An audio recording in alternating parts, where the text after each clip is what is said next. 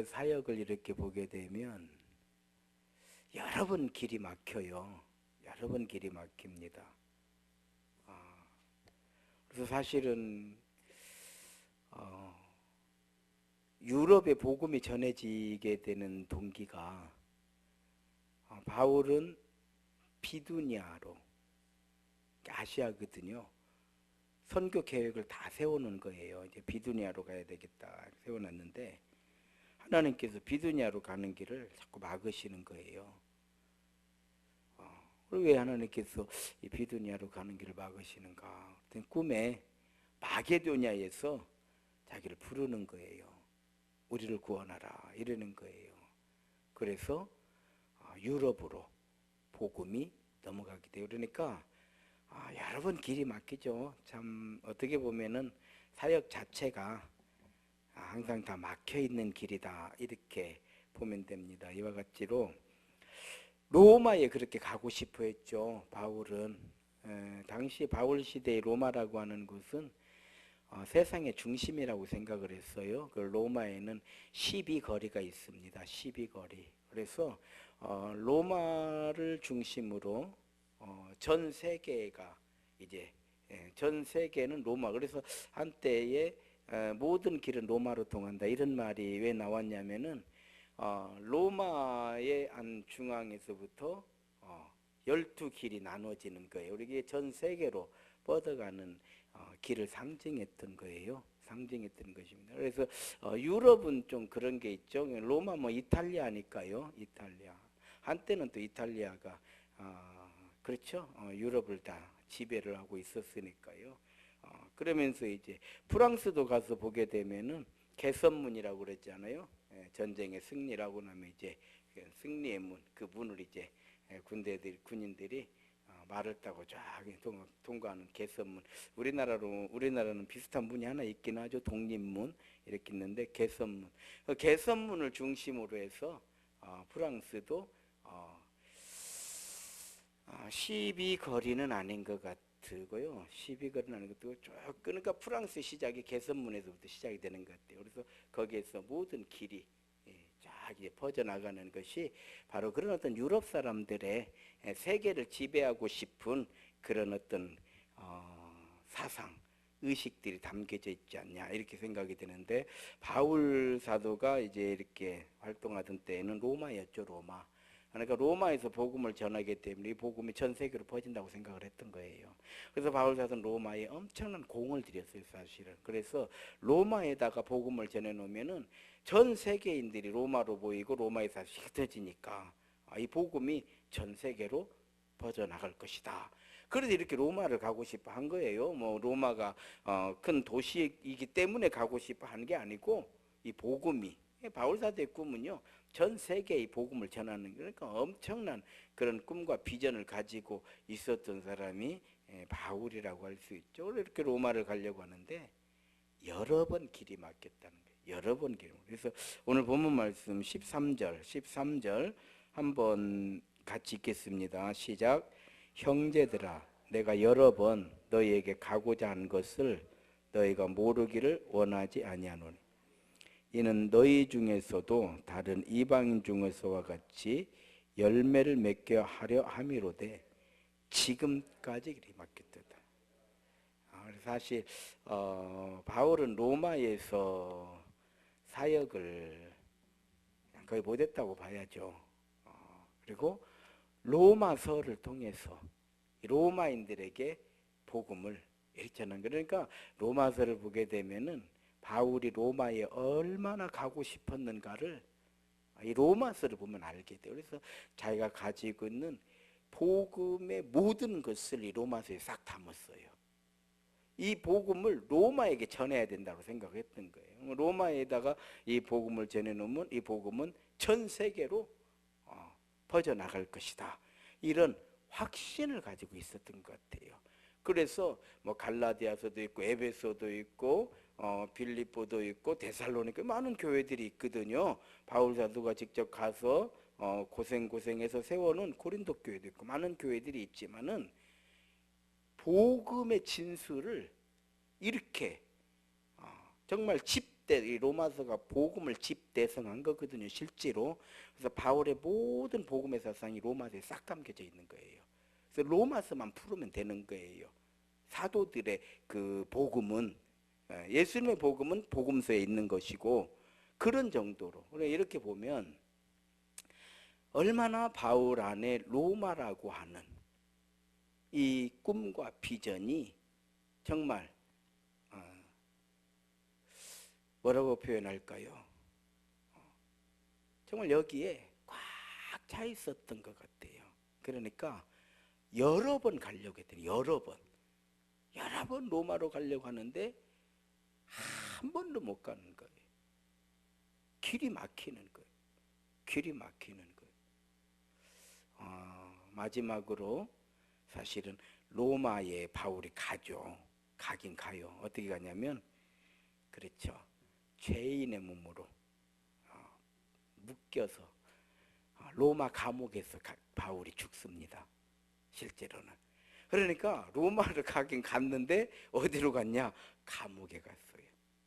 바울이 남긴 건 로마서예요. 로마서. 여러분 한 번씩 정말 복음의 진수를 알고 싶은 로마서 8장을 읽어보십시오. 로마서 8장은요, 복음의 진주 중에 진주가 로마서 8장이에요. 로마서 8장.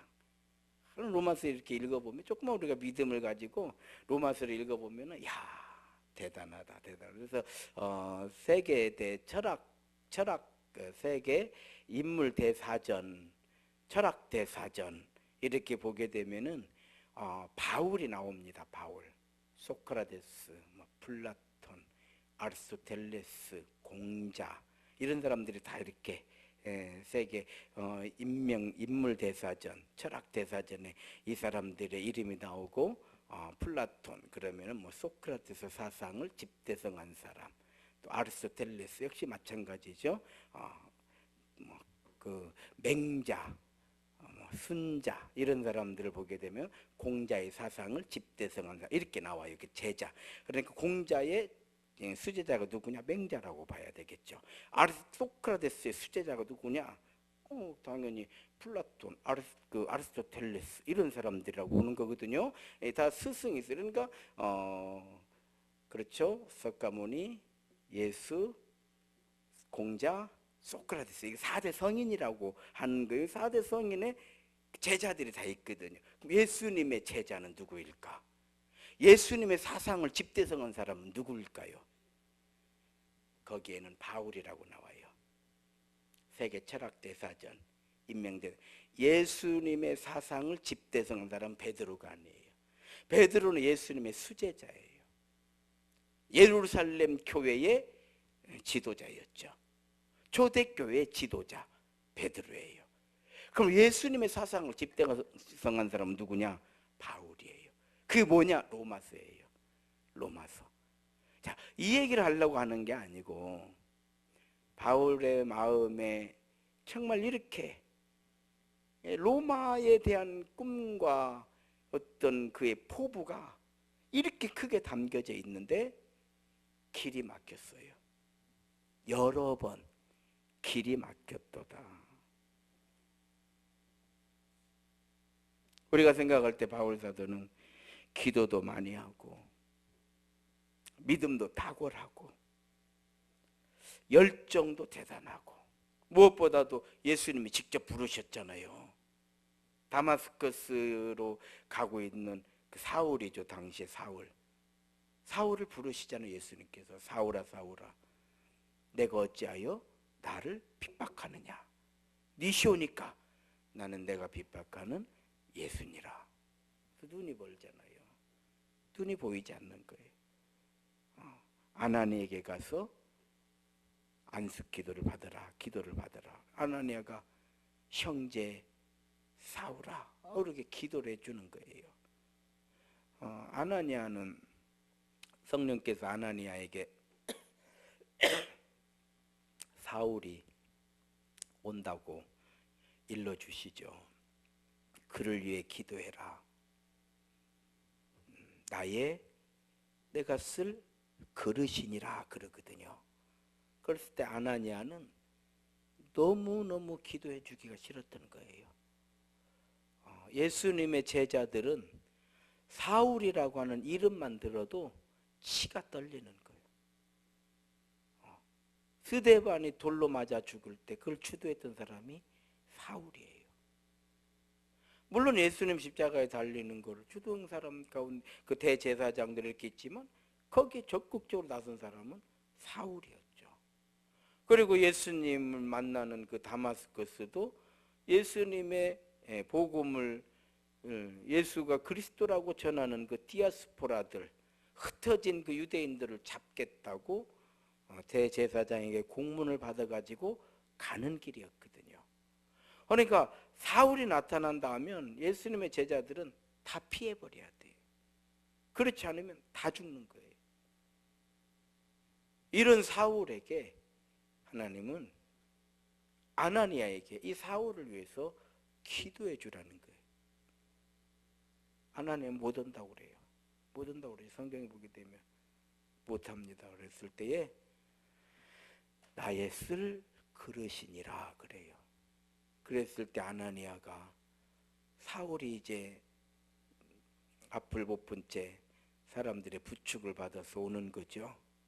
기도를 해줍니다. 그때 형제 사울아 그래요. 우리는 그리스도 안에서 형제인 거예요. 그리스도 안에서 형제인 거예요. 이게 예수님이 가르쳐준 기도였던 거예요. 우리 죄를 사해해 준 것 같이 우리도 사람들의 허물을 용서할 수 있는 그런 사람들이 되기를 원합니다. 이렇게 기도하라는 거예요. 자, 오늘 제가 전하고 싶은 말씀은요, 기도도 많이 하고 믿음도 탁월하고 열정도 대단하고 무엇보다도 예수님이 직접 부른 제자잖아요. 사도잖아요. 그러면 사울이 하는 일은 모든 일이 척척 이루어져야 될 거라고 우리는 생각할 수 있어요. 그렇잖아요. 목사님이면 장로님이면 그렇게 기도도 많이 하더만 이런 얘기 하잖아요. 그렇게 기도도 많이 하더만 그 집은 왜 이렇게 어려운 일도 많은가 몰라 이런 얘기 하잖아요. 그런 얘기를 하면 안 돼요. 바울은 더 많았어요. 어려운 일이 더 많은 거예요. 얼마나 그 마음에 로마가 정말 그렇죠. 로마에 못 가는 것이 한이 맺힐 정도로 오직하면 로마서를 기록한 거예요. 그러니까 하나님께서 길을 막으실 때는 우리는 믿어야 돼요. 여기 하나님의 뜻이 있으리라. 그럼 이 길이 막혀서 로마서가 기록이 된 거예요. 길이 안 막혔으면 로마서 기록이 안 돼요. 로마에 직접 가버리니까. 이해가 되는가요? 우리가 고난을 받았기 때문에 오늘 이만큼이라도 된 거잖아요. 고난 받아서 이만큼이라도 됐지 고난 안 받았으면 어떻게 됐을지 모르겠죠. 믿음이 좋으면 어려운 일은 없어야 한다는 생각들이 의외로 많거든요. 그러나 성경은 그렇게 우리에게 가르쳐 주지 않아요. 길이 막혔어. 그것도 여러 번. 그런 얘기를 해요. 목사는 아프지도 말아야 된다. 이런 이야기를 우리 목사들이 목사가 아프면 은혜가 안 된다는 거요. 그러면 바울도 길이 막힌 건 기록을 하면 안 돼. 모든 일이 다 잘 됐고 형통했고 안 되는 일은 없었고 막 이렇게 써야 할 거 아니에요. 그래. 야 진짜 잘 되는구나. 우리가 예수 믿어야지. 이렇게 갈 거 아니에요? 그건 거짓말이에요. 그렇지 않아요. 그렇지 않아요. 길이 막혔어요. 그것도 여러 번 막혔어요. 그럴 때 실망할 일이 아니다 이 말이에요. 우리 많은 그리스도인들이 조금 어렵고 뭐가 좀 막히고 그러면 쉽게 실망하잖아요. 쉽게 낙심하고. 그럴 거 없어요. 그러기 때문에 인생인 것이요. 노래도 있잖아요. 뭐 광막한이라고 그래요. 막막한이라고, 광활한이라고 그래요. 광야를 달리는 인생아, 너는 무엇을 위하여 사느냐? 돈도 명예도 사랑도 다 싫다. 고난을 얘기하는 거예요. 그 인생이라는 거예요. 인생이라는. 믿음의 조상 야곱을 보십시오. 야곱. 지난번에 어느 방송을 들으니까 야곱에 대해서 뭐 사악하고 뭐 목사님 막 그렇게 설교하더라고요. 뭐 사기꾼이고 뭐 거짓말쟁이고 막 이렇게 나쁜 사람이 없다고 그러는데 야곱은 그런 사람이 아니에요. 야곱은 믿음의 사람이에요. 그냥 야곱은 그 유대 전통에 의해서, 유대인들이 그 당시 전통에 의해서 모든 걸 아버지가 큰아들에게 다 물려주는 거예요.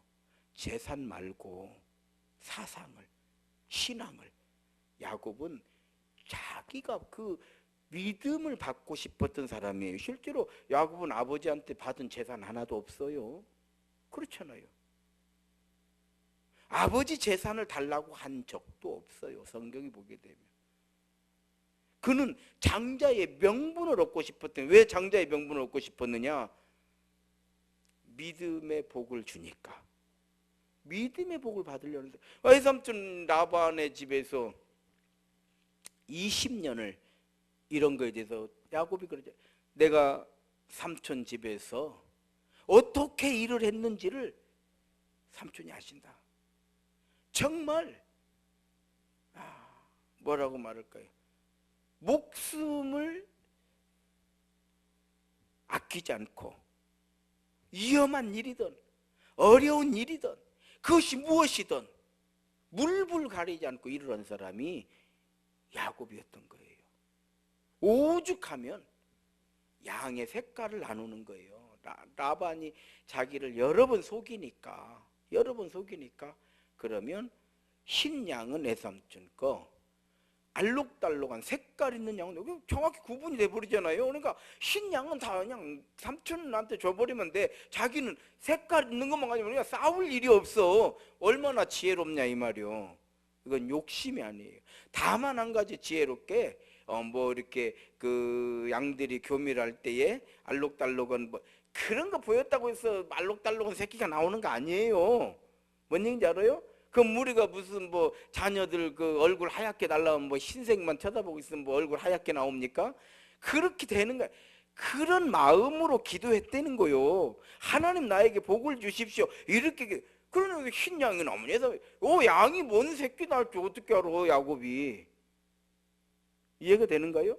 사람들은 그 후에 뭐 색깔 있는 양들이 뭐 힘이 더 세고 뭐 새끼도 더 많이 낳고 그 나중 일이요. 뭐 그 당시 뭐 야곱이 그런 것을 알아 저런 걸 물론 조금 알을 수도 있겠지만은 그러면은 그 양에 대해서 더 잘 알기로 하면 라반이 더 잘 알지. 라반이 먼저 양을 쳤는데 라반 집에서 종으로 일한 사람이 야곱인데 그렇잖아요.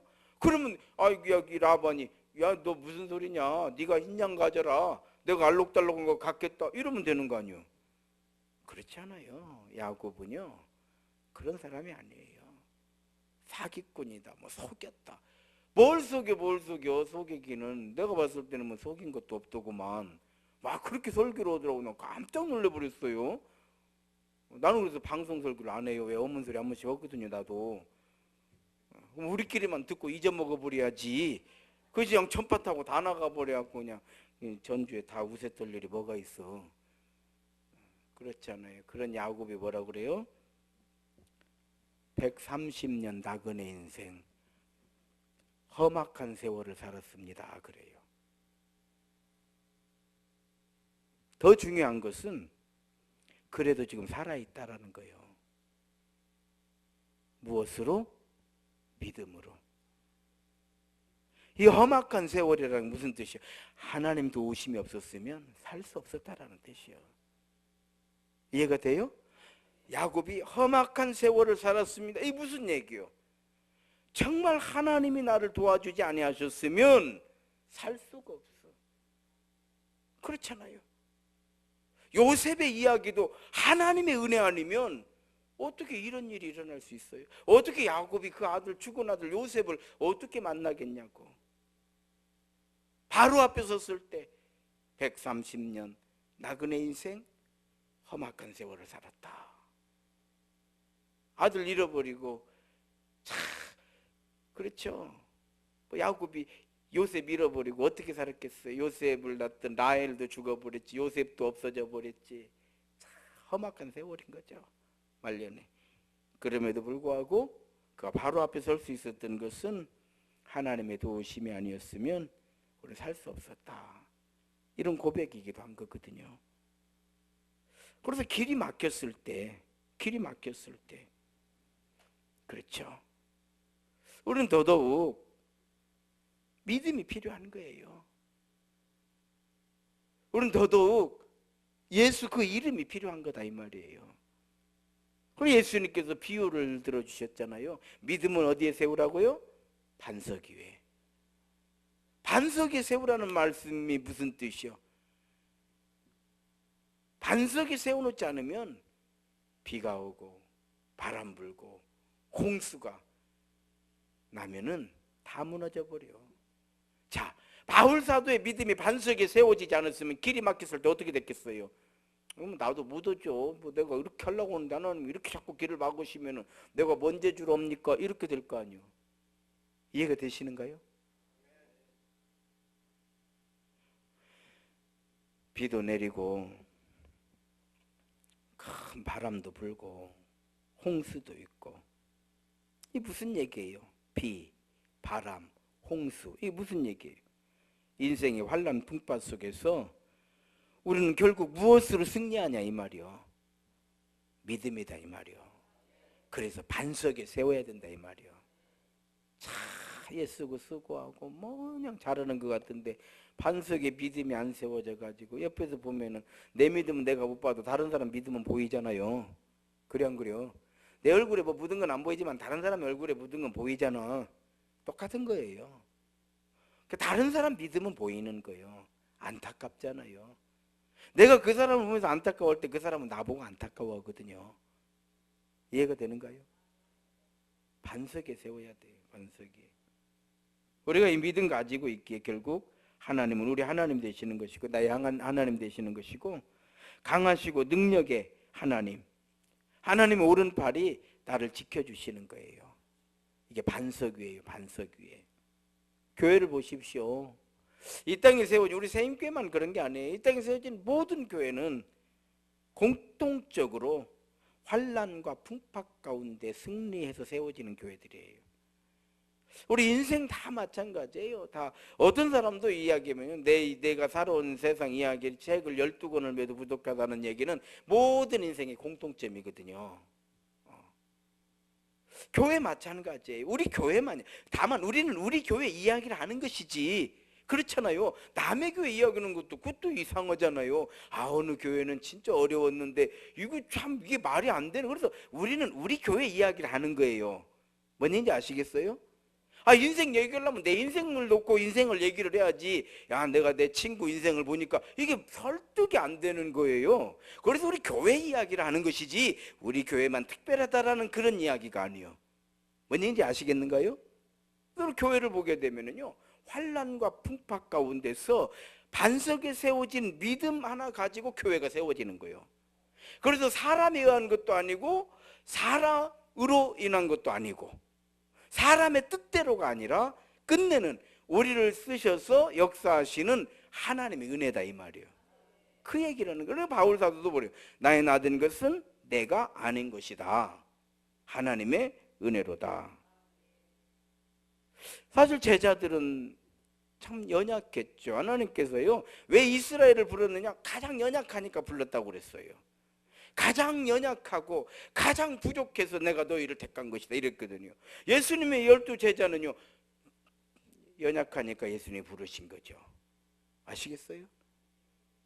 다 연약했지만 환난 풍파 도저히 이겨낼 수 없을 것이라고 생각했죠. 제자들 자신도 장담했지만은 십자가 앞에서 다 도망쳐 버렸잖아요. 그럼에도 불구하고 십자가 앞에서 도망친 그 제자들을 예수님께서 다시 불러서 그들로 하여금 초대교회를 세운 건 무슨 뜻이에요? 사람에 의한 것도 아니고 사람으로 인한 것도 아니요, 하나님이 이루신다는 뜻이잖아요. 그렇잖아요. 그런 말씀인 거예요. 저도 목회를 하지만 내가 무엇을 할 수 있다? 그런 건 없어요. 어떻게 제가 무엇을 어떻게 하겠어요? 내가 무엇을 못할 수는 있지만 무엇을 할 수는 없어요. 그럼 무엇이 된 것은 그럼 무엇이냐? 하나님의 은혜요. 하나님의 은혜인 거예요. 그렇습니다. 복음의 능력은 편안한 게 아니에요. 평탄한 길이 아니에요. 잔잔한 호수가 아니에요. 잔잔한 호수에서는요, 뱃놀이 하는 거예요. 인생은 잔잔한 호수에 떠있는 유람선이 아닌 거예요. 거센 풍랑을 헤쳐나가는, 그렇죠, 목표를 향해서, 목적지를 향해서 인생은 풍랑을 헤쳐가는 조각배와 같은 거거든요. 풍랑이는 바다에서 승리케 하시는 하나님의 능력, 이게 복음의 능력인 거예요. 오늘 힘들어도 오늘 실망할 필요 없어요. 낙심할 이유도 없는 거예요. 알고 보면 우리가 사는 삶이라는 것도 사실은 삶과 죽음이 늘 공존하는 거예요. 저는 이렇게 요즘에 이렇게 보면은 우리 선배 목사님들이 이제 다 지금 이제 거의 이제 뭐 지난번에 오셨던 목사님, 그분 한 분 지금 살아계시네. 웬만큼 다 돌아가셨어요. 그때 같이 이렇게 하셨던 분들이 다 돌아가셨습니다. 동인교회 김덕래 목사도 자기 친구라고 하더니 또 김덕래 목사님도 그저께 돌아가셨어요. 이제는 다 돌아가셨어요. 이제 우리 차례더라고요. 웬만큼 다 은퇴해서 이제 우리가 은퇴 수순 받고 있는 거요. 10년이라는 세월은 금방이잖아요. 사실은 금방 지나가 버려. 조금 지나면 이제 은퇴 수순 밟는 거예요. 제가 서울에서 부교육자 할 때 저희 목사님이 60세였어요. 60세인데 정말 목회가 어려웠어요. 성도들은 많은데 어려웠다는 게 뭐냐면 교인들이 목사님에 대해서 그렇게 불평불만이 많았어요.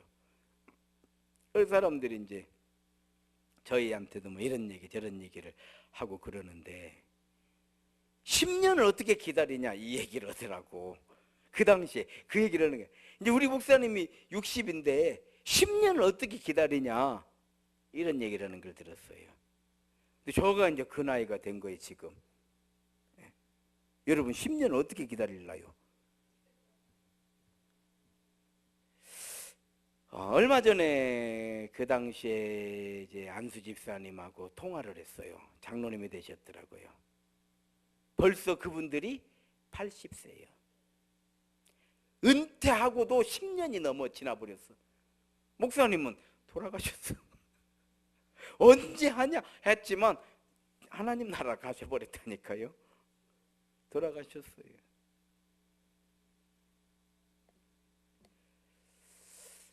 사는 것, 죽는 것이 공존하고 있는 거예요. 그냥 가만히 생각해보면 죽음이 뭐냐? 죽음이 뭐냐? 죽은 자는 천국 간 것이고 아직 천국 못 가고 남아있는 자는 우는 것이 죽음이에요.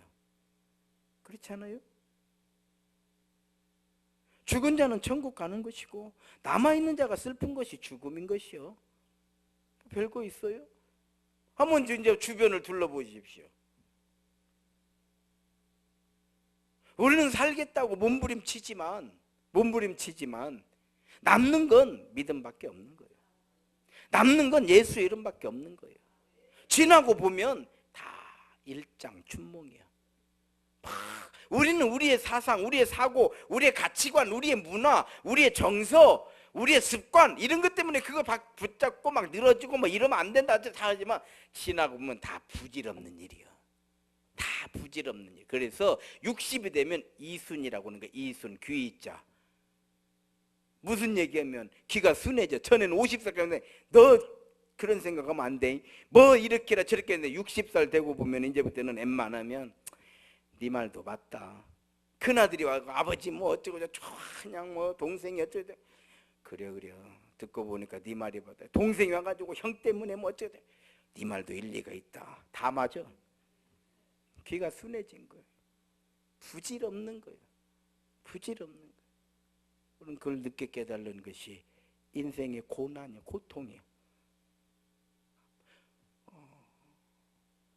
지난번에 어떤 사람이 TV에 나와가지고 사람들이 당신 부러워하고 어쩌고 성공해서 뭐 얼마나 그분이 그러는 거예요. 인생의 성공이 어디가 있습니까?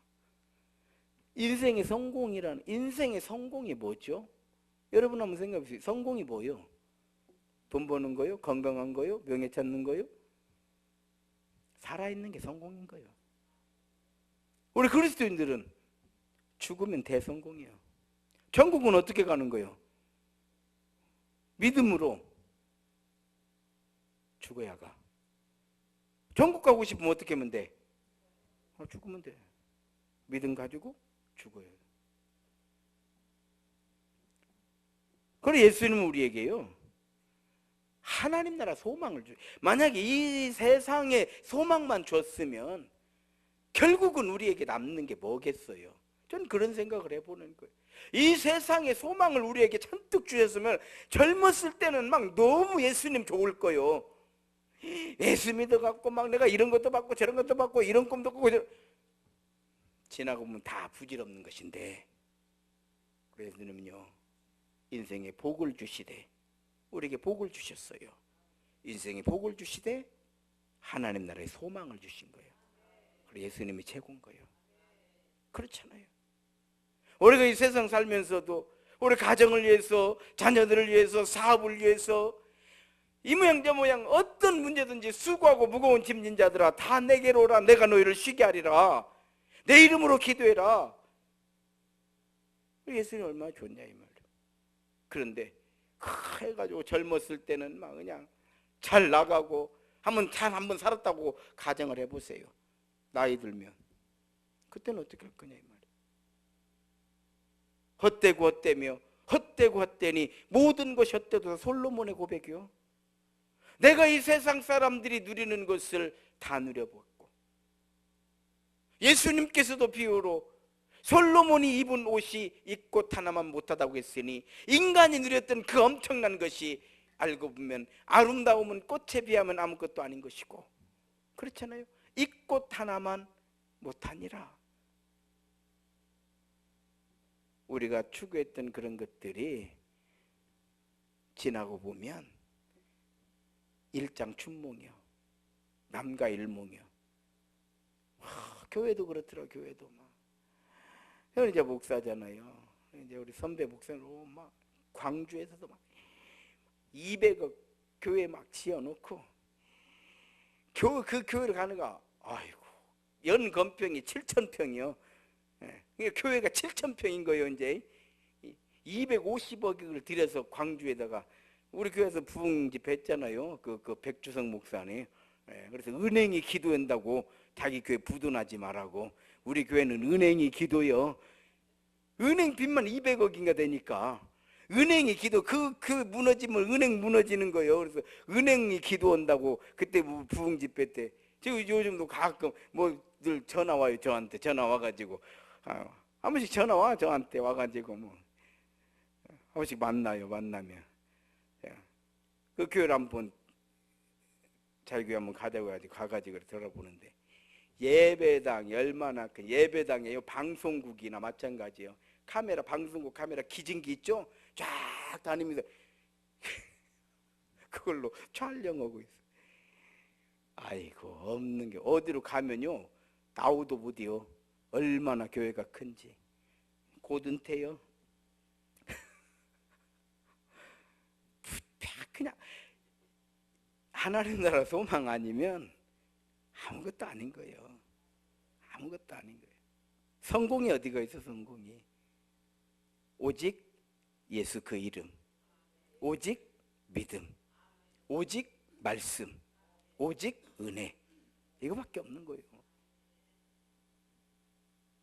삶의 풍파가 없다면 반석에 집을 지을 필요가 없잖아요. 자, 길이 막혔을 때 하나님을 더욱 신뢰하는 거예요. 길이 막혔을 때 믿음의 주님을 우리 온전케 하시는 예수님만 보는 거지. 누구를 뭘 볼, 우리가 뭐 누구를 어디 뭘 볼 데가 어디가 있겠냐 이 말이에요. 길이 막혔을 때 여호와 일에 하나님의 은총을 기대하는 거예요. 길이 막혔을 때 새로운 길로 우리를 인도하시는 하나님을 신뢰하는 거예요. 이게 반석에 세운 믿음인 거예요. 바울 사도는 여러 번 길이 막혔잖아요. 그랬더니 낙심하고 실망하고 나도 이러면 못하지 그렇게 하는 것이 아니고 로마서를 써버린 거예요. 책을 써버렸어요. 복음을 집대성해버린 거예요. 하나님께서 영감을 주신 거예요. 어떤 면에서는 이 로마서를 쓰라고 길을 막으셨던 거예요. 우리 입장에서 보면 그런 거예요.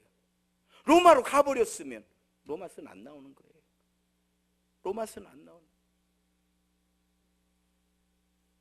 이제 고인이 된 김대중 대통령은 그런 얘기를 했어요. 감옥 생활을 오래 했잖아요. 감옥이 자기의 스승이라고 그랬어요. 감옥은 나의 스승이었다고 그랬어요. 왜? 책을 엄청나게 읽었대요. 그 안에서 할 일 뭐 있냐는 거요. 그렇지 않아도 머리 좋은 사람이 책 읽는 거죠. 그래서 국회 도서관의 책은 김대중 씨가 다 읽었다는 말이 있어. 그래 대통령이 돼가지고 그 양반하고 이야기하면 막히는 게 없잖아요. 막히는 얼마나 책을 많이.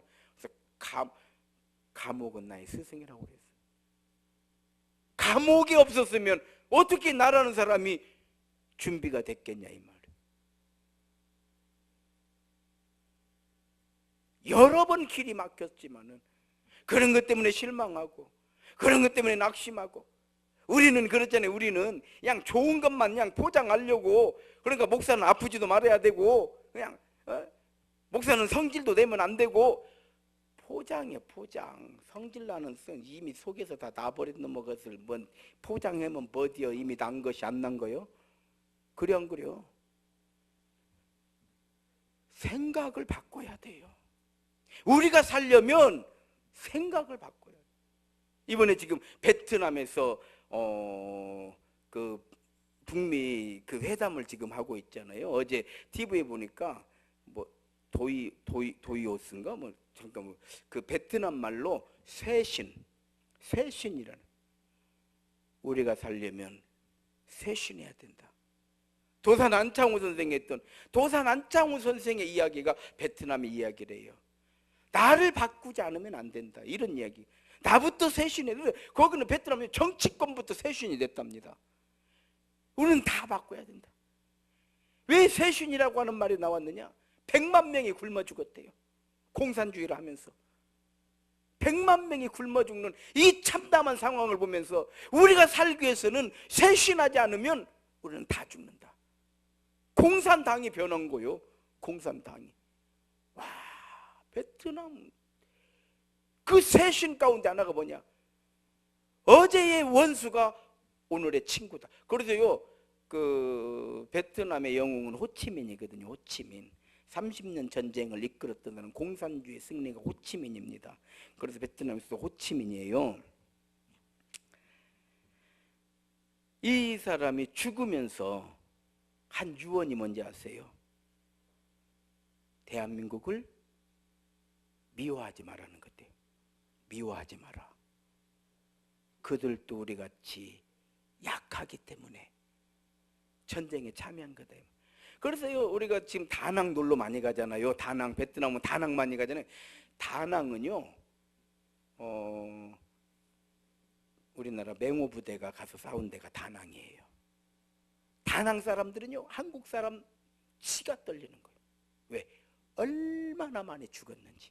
그래서 내가 다낭에서 전투하고 온 장로님을 만나서 물어봤어요. 장로님, 다낭 가니까 뭐 다낭에서는 그런다는데 그랬더니 그 장로님이 그래요. 우리를 욕할 수는 없어요. 그래요. 자기도 전투를 했다는 거예요. 어떻게 전투를 했냐 그랬더니 우리는 사람을 죽인 게 아니고 죽으러 갔다는 거예요.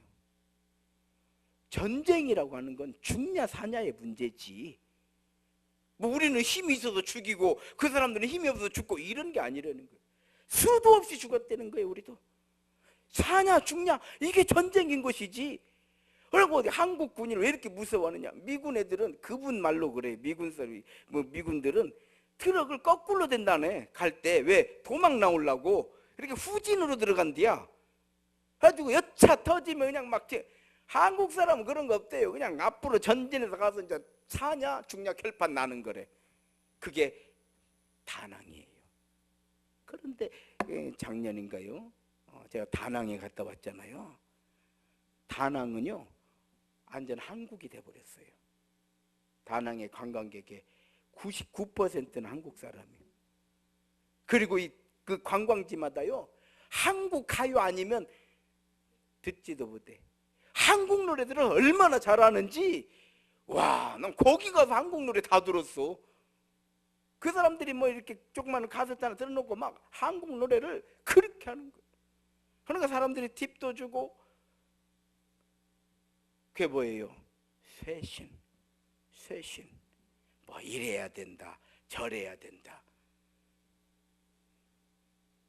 오직 예수, 오직 믿음, 오직 은혜, 오직 말씀. 그런 거예요. 그리고 한 가지, 내 인격을 만들어야 돼. 요즘에 인격자들 찾기가 쉽지 않아요. 그렇잖아요. 인격자 찾기가 너무 어려워. 왜? 혼족이 되어가지고. 혼족의 다른 말은요 인격이 필요 없다는 뜻이에요. 나는 그렇게 해서 그래. 더불어 살려면 인격은 절대적이죠. 절대적. 교회는 혼족이 아니잖아요. 우리는 믿음과 사랑의 공동체, 더불어 살아야 돼. 그러기 위해서는 우리의 생각을 바꿔야 돼요. 길이 막혔을 때 하나님을 더 신뢰하는 하나님의 사인. 길이 막혔을 때 여호와 이레 하나님이 준비하시리라 믿음의 빛을 발할 때요. 길이 막혔을 때 하나님께서 새로운 길을 열어주시리라. 우리 교회도 이 믿음 하나로 여기까지 온 거예요. 다른 거 아무것도 없어요. 다른 뭐 어떻게 할 수 있는 방법도 없어요. 방법도 없어요. 간혹 후배들이 물어보면 나도 몰라. 이게 답이요. 교회를 어떻게 해요? 교회가 뭐 세워지고 나도 몰라. 하나님의 은혜지. 그럼 나는 은혜가 없으면 그게 아니라 그냥 이렇게 되든 저렇게 되든 하나님의 은혜다 이 말이요. 달리 뭐 설명할 방법이 없어요. 이것이 믿음이고 이것이 복음의 능력인 줄로 믿습니다. 또 본문에 바울 사도의 가치관이 나와요. 나는 헬라인에게도 유대인에게도 다 빚진 자다. 나는 빚진 자다. 한번 따라합시다. 나는 빚진 자다. 빚 안 진 인생 있어요? 저는 빚 하나도 없어요. 통장에 있는 그 돈 빚 말고 빚 없는 인생이 있겠냐 이 말이에요. 우리는 다 빚진 자들이에요. 어느 누군가 글을 써놨더라고요. 글을 써놨어요. 참 어머니 뱃속에서 10개월 동안 돈 한 푼 안 내고 다 얻어먹고 나와가지고는 또 1년 동안 어머니 저 공짜로 다 먹고 또 어머니가 해주는 밥 공짜로 다 얻어먹고 아무튼 평생 살아면서 부모님한테 다 얻어먹고 한 푼도 못 갚고 돌아간디야.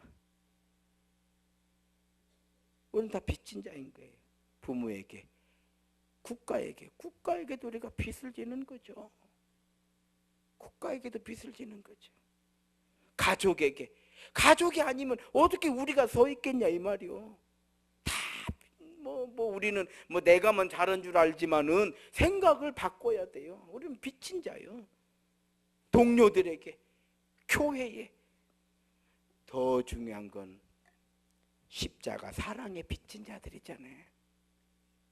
나는 사랑에 빚진 자. 우리는 빚진 자다. 이런 마음으로 살아야 내가 보이는 줄로 믿습니다. 마지막으로 바울 사도는 나는 복음을 부끄러워하지 아니한다 그래요.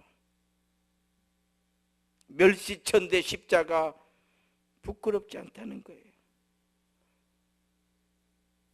한 아이가 자기 어머니가 얼굴이 화상으로, 이 화상을 입게 되면 얼굴이 막 참 차마 눈으로 보기 어렵잖아요.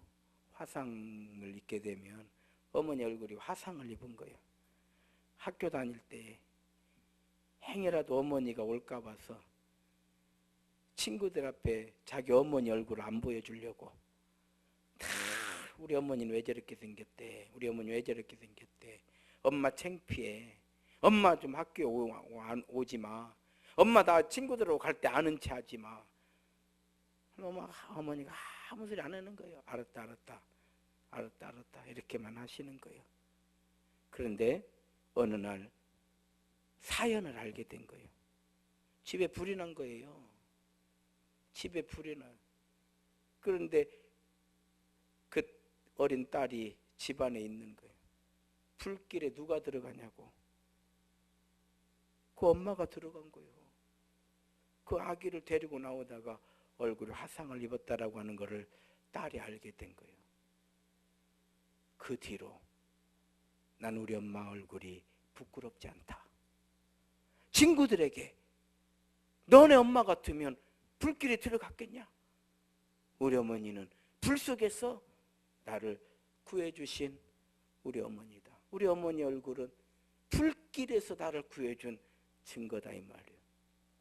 난 우리 어머니가 부끄럽지 않다. 예수 십자가는 부끄러운 게 아니죠. 그 십자가가 우리를 구원하셨기 때문인 줄로 믿습니다. 바울 사도는 나는 십자가가 부끄럽지 않다 고백을 하잖아요. 이걸 역설적으로 생각하면 많은 사람들이 십자가를 부끄러워했어요. 그러냐 바울 사도는 나는 부끄럽지 않다. 십자가는 나의 자랑이다. 이렇게 얘기를 했죠. 성도 여러분, 고난과 역경은 부끄러운 거 아니에요. 나 고생 많이 했어요. 이게 부끄러운 거 아니잖아요. 가난한 것은 부끄러운 거 아니에요. 통장에 돈 한 푼 없다. 이게 뭐 부끄러워요? 그렇게 따지기로 하면 나는 부끄러운 사람이요. 고난도 많이 경했고 뭐 돈 한 푼 없고 부끄럽네? 그렇지 않아요. 정작 부끄러운 것은 잘못한 거예요. 믿음 없이 살아도 된다는 생각이 끝내 부끄러운 거예요. 예수님 왕의 잔치에 비유를 말씀해 주셨잖아요. 예복을 입고, 예복이라고 하는 건 믿음을 말하는 거예요. 잔치에 예복을 입지 않은 사람이 너는 어째 예복을 입지 않았느냐? 유구무원이거늘. 입이 있어도 말을 못하는 거예요. 밖에 내쫓아라. 밖에는. 그래서 우리는 복음을 전하는 거예요. 정작 부끄러운 거는 믿음 없이 살아도 된다라는 생각이 끝내 우리가 하나님 앞에 섰을 때 얼마나 부끄럽냐 이 말이에요. 이게 부끄러운 것이요. 십자가가 부끄러운 것이 아니고 이게 부끄러운 것이다. 정작 부끄러운 것은 우리가 복음을 전하지 못한 거예요. 이게 부끄러운 거예요. 나는 복음을 부끄러워하지 아니하노니 뭐 얘기해요? 나는 부끄럽지 않으니까 막 전한다 이 말이요. 이해가 되시죠? 그래서 이 복음서를, 이 로마서를 기록을 하는 거예요. 그리고 이 말씀의 결론이에요. 의인은 믿음으로 말미암아 살리라. 함과 같으니라. 하박국 선지자의 이야기가 맞다 이 말이요. 이 모든 것이 길이 막혔을 때, 하나님을 더욱 신뢰하는 것, 길이 막혔을 때 하나님의 여호와 일의 은총을 기대하는 것, 길이 막혔을 때 새로운 길을 열어주실 하나님을 더욱 신뢰하는 것, 기대하는 것, 이 모든 것이 믿음에서 나오는 능력이다 이 말이요. 믿음에서 나오는 이 복음의 능력인 거예요. 믿음에서 나오는 하나님 나라 성도의 능력인 줄로 믿습니다. 그러므로 바울 사도는 우리에게 말씀해 주시는 거예요. 오직 의인은 믿음으로 말미암아 살리라. 하박국 선지자의 고백이 바울 사도의 고백이 됐고 오늘 이 시대를 사는 우리의 고백이 되어야 될 줄로 믿습니다. 우리 교회가 또 금요 기도에 나와서 예배하는 또 기도하는 우리 모두가 복음의 능력을 믿는 믿음 가지고 반석에 세워진 믿음 가지고 승리하시기를 주의 이름으로 축원합니다. 이 시간 함께 우리 이제 찬양 들어주십시오. 주의 삼창 안 하고요. 자유스럽게 기도하시고 돌아가실 때 오늘 제가 설교했던 거 여러 번 길이 막혔지만 낙심하거나 실망하거나 불평하지 않고 오히려 로마서를 기록하게 되는 바울 사도, 그리고 이 로마서에 오직 의인은 믿음으로 말미암아 산다. 나는 복음을 부끄러워하지 아니한다. 나는 모든 자에게 빚진 자다. 라고 했던 이 신앙 고백, 자신의 삶의 고백이 나의 삶의 고백입니다. 기도하시는 이 시간 되시기를 바라면서요, 이 시간 함께 기도하시겠습니다. 은혜로우신 아버지 하나님, 여러 번 길이 막혔지만 이것 때문에